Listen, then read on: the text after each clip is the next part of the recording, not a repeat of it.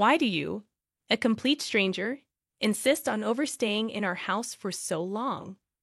My sister-in-law reprimanded me with an angry voice. After losing my beloved husband, I continued living with my in-laws. Was I not allowed to be there? I never thought you were this kind of woman. Leave as soon as possible. Even my usually kind mother-in-law began to criticize me harshly. If that's how it was, I'd leave on my own. These were the words screamed in my heart, but I suppressed them. I understand, I said while vowing revenge. My name is Gina, and I am 40 years old. I work as an elementary school teacher. My husband, James, also an elementary school teacher at a different school, was 42 that year. We were married for 12 years. We met at the first elementary school I worked at after graduating from college.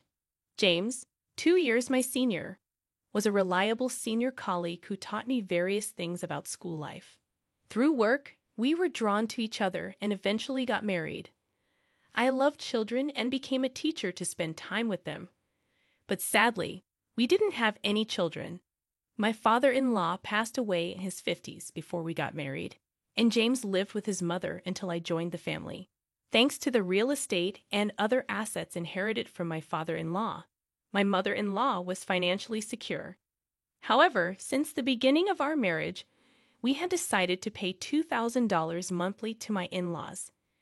We had a dream we wanted to realize, and despite needing to save for it, we regularly transferred money to my in-laws for utilities, food, and a small rent. Out of a sense of duty, we continued to work as teachers, increasingly worried about the growing number of children not attending school. Our dream was to establish a learning center where such children could study comfortably. James's older sister, Mary, who is 3 years older than him, is married and lives in another state. My sister-in-law has a son, but he left home last spring for studies, so it should be just the two of them now. Although living about an hour's drive away, my sister-in-law visited every weekend, asking my mother-in-law for financial help. My son's tuition is short. Can you help a little? My sister-in-law would softly ask. Really, it can't be helped. How much do you need? My mother-in-law would spoil my sister-in-law. For some reason, James couldn't understand why.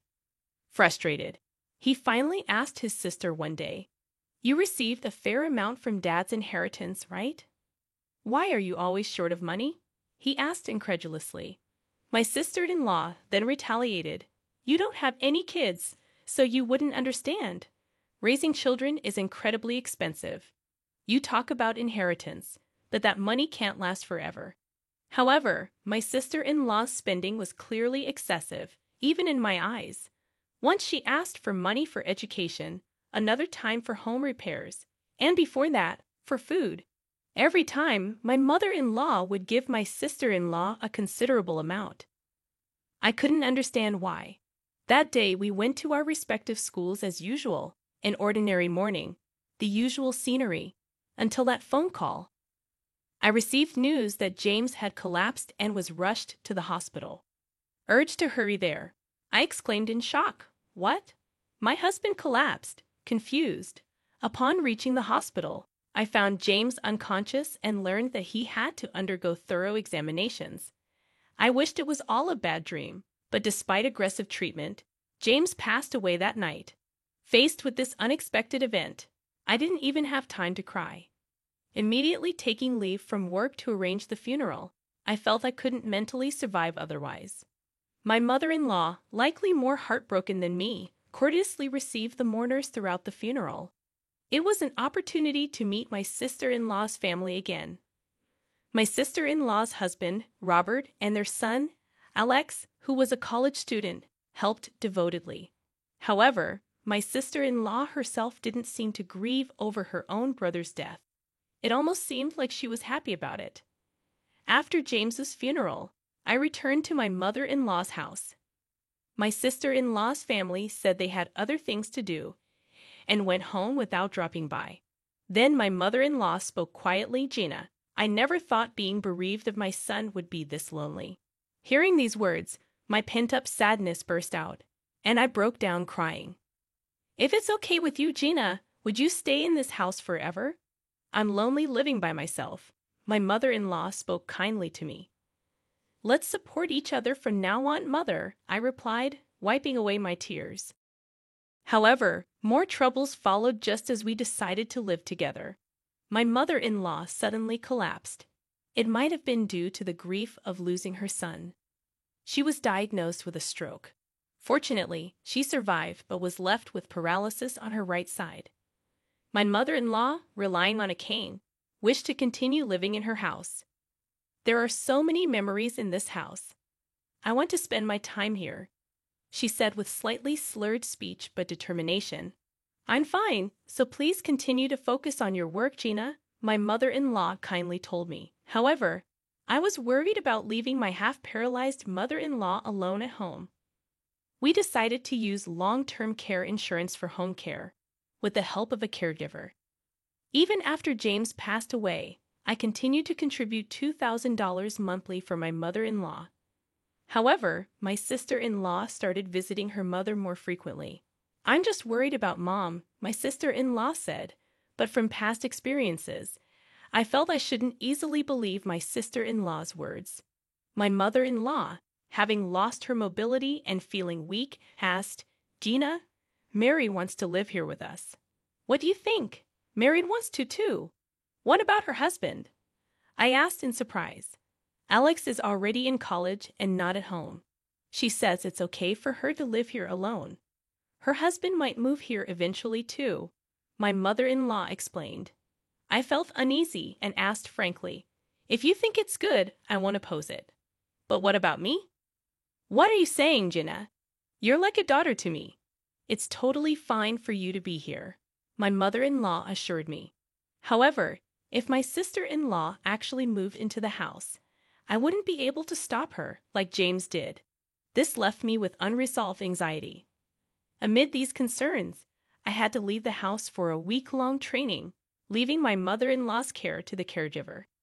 Mother, I'll be away for a week from tomorrow, so please follow the caregiver's instructions, I said, trying to sound lighthearted to ease my mother-in-law's anxiety. Don't give money to Mary if she comes, and if something seems odd, contact her husband too. I was very worried about the possibility of my sister-in-law visiting the house during her absence. I couldn't concentrate on my training because of this worry. Upon returning home after a week, I was greeted by my sister-in-law. Welcome back. Mom wants to talk to you, my sister-in-law said, looking at me with a smug smile. I had an ominous feeling entering the living room. My mother-in-law looked at me with a displeased expression. I'm back, I greeted timidly, overwhelmed by the atmosphere. Gina, were you trying to kick me out and put me in a facility? My mother-in-law suddenly accused me with anger. Confused by the situation, my sister-in-law chimed in, Hey, Gina, remember what you said before? You said, I want to put Mom in a facility. It's too much to handle her, didn't you? She continued as if I had said such a thing. It's okay, since you're a stranger anyway. I'll take care of Mom from now on, so you don't need to be here anymore, my sister-in-law said with a deliberately harsh face. My mother-in-law also showed her anger, screaming at me with a fierce look. I can't believe it. You're a nuisance. Just leave quickly. Understood. I will leave. With no strength to argue back, I held back my tears and started packing my belongings, leaving behind the items filled with memories of James. I took only the essentials and left the house. Thank you for everything, I said at the entrance, to which my sister-in-law, eager to drive me out, said, You're still here. Leave quickly. A mix of sadness and frustration greatly disturbed my heart. Being driven out of the house, I returned to my parents' home without notice. What happened, Gina? What's with the luggage? My mother couldn't hide her surprise at my sudden return. Sorry for the suddenness, but right now, I don't want to talk about it. I'll go to work from here, so please leave me alone for a while. The room I used to occupy at my parents' house was now empty. I laid down the luggage on the floor and gazed at the ceiling, letting my thoughts wander. What did my sister-in-law plan to do with her own family? My mother-in-law had mentioned that Robert might eventually move in with her. However, I never sensed such intentions from my sister-in-law. I wanted to think it was none of my business anymore, but I couldn't stay silent when I thought of my mother-in-law. Then I remembered something. The day before James collapsed, he tried to tell me something and was about to hand me an envelope, but he was called away by his mother, and I never got to hear about the envelope from him. What could be inside it? Could it be a will? I was worried. Hesitantly, I opened the envelope and checked its contents. Seeing what was inside the envelope astonished me. The next day, I left for work from my parents' house, reported my training to the principal, returned to my duties, and ended the day as if nothing had happened. "Excuse me, I'm leaving now," I said as I prepared to leave, and a colleague said to me, "You must be tired from the training. It must have been tough losing your husband. Don't overdo it." However, the reason I was in a hurry to get home wasn't due to fatigue or the sorrow of James's death. I needed to contact Robert and ask about the situation with my sister-in-law. Considering it might turn into a serious conversation, I was hesitant to use my personal phone in a public place where anyone could overhear. On my way home, I sent an email to Robert expressing my desire to talk to him in person. "I have something to talk about regarding my wife, too," Robert replied immediately. When I got home, I locked myself in my room and called Robert. Robert seemed to have been waiting for my call and responded immediately. "Gina, I'm glad. I was just about to contact you." Robert started with a relieved voice.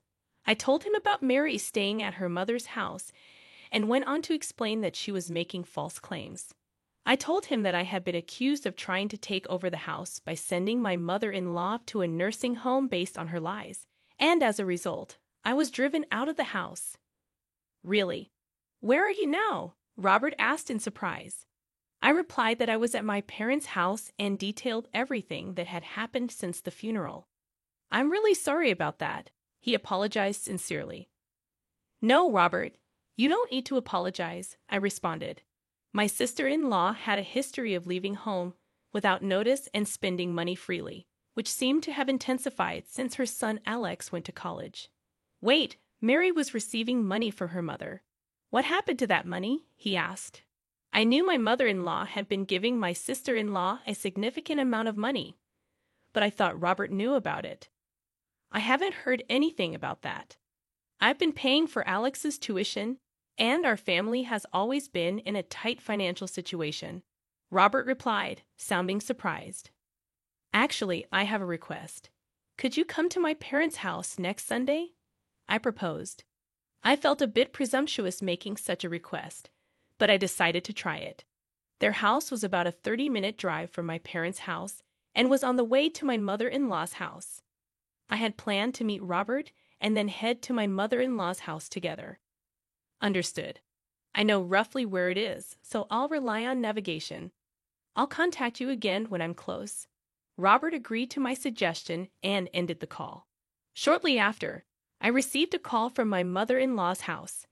What could it be, just a day after the previous events? With that thought, I answered the phone. "Hey, you! You used money without permission, didn't you? Give it back immediately!" My sister-in-law yelled at me. "What do you mean by using money without permission?" I asked, confused. I couldn't understand what my sister-in-law was talking about and felt completely misunderstood.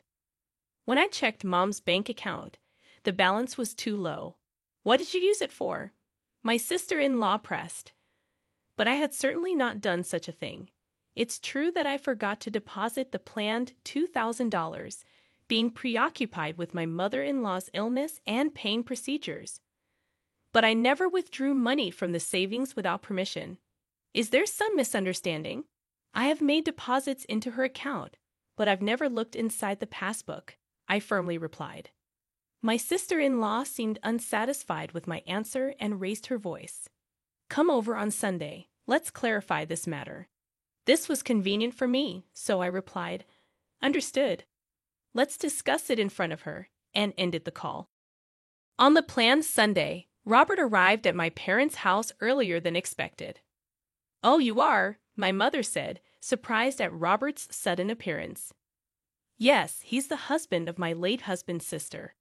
Mom, you've met him before, haven't you? I explained. My mother couldn't immediately recall who he was but eventually remembered.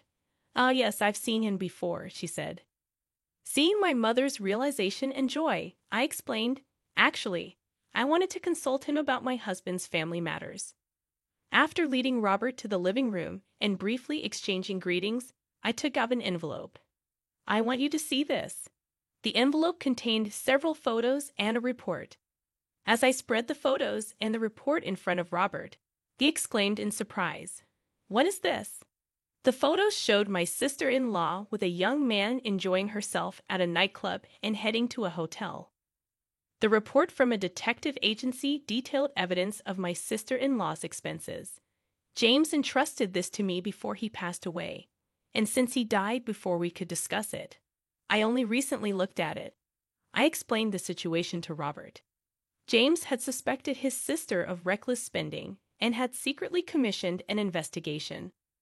He intended to discuss the results with me, but passed away before he could. Robert trembled with anger at the photos. I thought she was frequently leaving the house, but to think she was doing this. With a sigh full of indignation, Robert said, "Gina, can you come with me right now? This situation can't be ignored." I had intended to do so from the start and nodded immediately. 30 minutes later, we arrived at my mother-in-law's house and rang the doorbell. "It's Gina." "I've come as promised," I said, and soon heard my sister-in-law's annoyed voice. "How long do you plan to make me wait?" The sound of unlocking the door came, and the door opened. "Come in," my sister-in-law greeted us, but upon seeing Robert, she tried to close the door. Robert quickly grabbed the doorknob. "Mary, we need to talk. Can you listen for a moment?" he said, holding the door.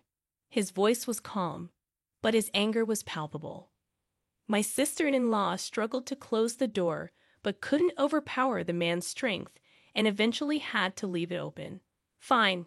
What do you want?" she said, allowing us to stay at the entrance, seemingly not wanting my mother-in-law to be aware of Robert's unexpected visit. "Is that you in these pictures? Who's the man next to you?" Robert asked, confronting his wife with the photos. "Where did you get these?" "No way." Mary was shocked upon seeing the photos. "Do you remember well? Who is this?" "Answer me," Robert, usually mild-mannered, pressed his wife. "Just a friend? Can't I have young friends?" My sister-in-law retorted, fightingly. "A friend?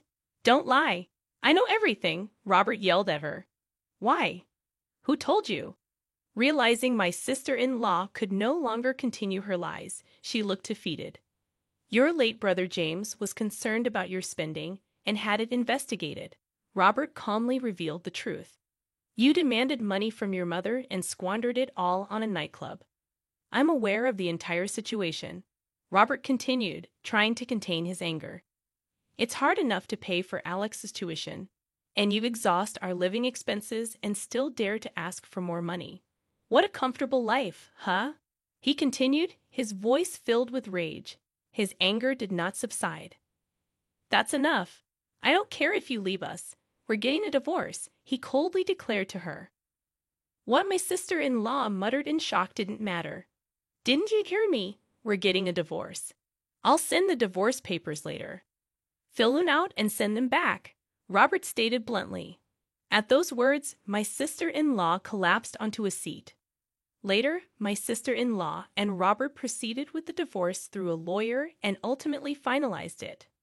They agreed to consider her spending at the nightclubs as a reason for compensation and to share the payment of Alex's tuition until his university graduation. However, there was a possibility that she might default on the payments, so they agreed that a lawyer would collect the payments monthly. After receiving her share of my father-in-law's inheritance, my sister-in-law had squandered it all on her expenses at the nightclub and then set her sights on my mother-in-law's property. But she found the bank account balance to be lower than expected, and her plan failed. In fact, it seemed that the money James and I had been giving my mother-in-law was used for living expenses and given to my sister-in-law as she demanded, leaving almost no savings behind. My in-laws' house belonged to my mother-in-law, and there was probably no more money left to give to my sister-in-law unless the house was sold. I learned from the caregiver that my sister-in-law, realizing her failure, had abandoned my mother-in-law and left. Meanwhile, my mother-in-law continued to live a modest life alone with the help of the caregiver.